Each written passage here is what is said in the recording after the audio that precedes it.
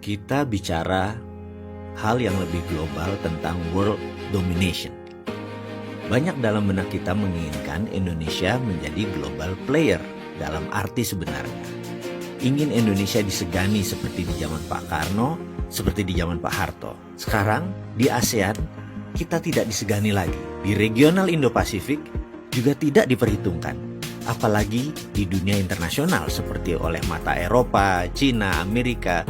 Melihat Indonesia rasanya tidak dipandang, dalam tanda petik ya dipandang ini, tidak dipandang karena kita dianggap tidak punya kekuatan apapun.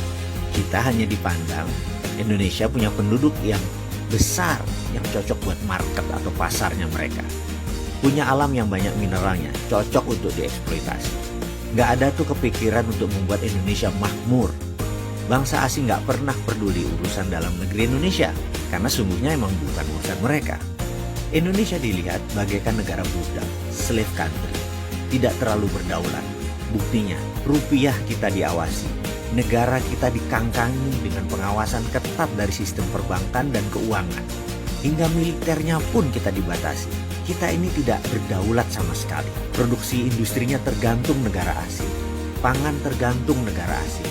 Energi tergantung negara asing. Kita Indonesia yang tersisa hanya pasar dan jadi negara dagang. Kita import atas semua barang. Indonesia ini terjebak dalam middle income trap country. Tidak akan naik-naik pendapatan negaranya, akan segini terus hingga 10-20 tahun ke depan. Kalau seperti sekarang tata kelola negaranya, ya persis seperti Brazil.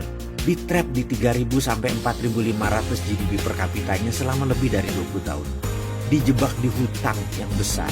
Dulu Brazil dijebak hutang di mana-mana. Siapa yang men-trap? Mengapa di-trap? Indonesia itu punya 260 juta populasi. Punya sumber daya alam mineral yang banyak. Punya alam yang subur. Punya pupuk vulkanik yang penuh dengan pupuk yang baik buat tanaman. Matahari bersinar terus, air di mana-mana. Punya laut yang penuh ikan. Dan sayangnya sekali lagi, sayangnya air lautnya kita tawarkan. Buktinya garamnya kita impor. Nggak asin lagi air laut di Indonesia itu. Bayangkan, kalau Indonesia GDP per kapitanya sama dengan Malaysia, 10.000 dolar.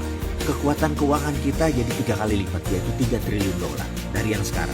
Apa yang terjadi? Indonesia bisa bangun angkatan perang yang kuat, bisa menjadi kekuatan yang menakutkan, dan itu tidak boleh. Kalau Singapura, atau Monaco, atau Hong Kong, atau yang biasa disebut city country, mereka bisa GDP per kapitanya 50.000 atau 15 kali dari Indonesia, boleh. Mengapa? Karena sekaya-kayanya Singapura nggak akan bisa membangun angkatan perang. Baru terbangnya pesawatnya sudah ke Indonesia wilayahnya, jadi nggak akan pernah bisa. Jadi nggak apa-apa dia kaya, tapi nggak bisa bangun kekuatan militer. Di sini pentingnya pejabat Indonesia untuk memahami geopolitik dunia. Indonesia harus tahu pemain dunia itu mau apa dengan Indonesia. Lihat contoh yang lain lagi, Cina misalnya. Cina tidak akan membuat Indonesia yang saat ini 3.800 GDP per kapitanya jadi 5.000, jadi 10.000, nggak bakal. Tambah 5 tahun lagi deh, Cina di Indonesia saat ini secara gede-gedean, nggak akan GDP kita naik jadi 5.000. Paling ditahan di antara 3.700 sampai 4.500. Percaya deh, GDP-nya akan dibikin segitu-segitu saja. Tapi setiap insan Indonesia saat ini berkeinginan Indonesia jadi negara besar. Lalu bagaimana caranya? Gampang, sangat gampang. Kita pahami dulu apa itu domination sebuah negara. Lalu kita pahami kita bermain di lapangan yang mana. Ini ada strateginya, ada pemahamannya, ada ilmunya. Sebuah negara dikatakan mendominasi dunia itu ada 5 syarat. Apa itu? Nonton terus di video berikutnya.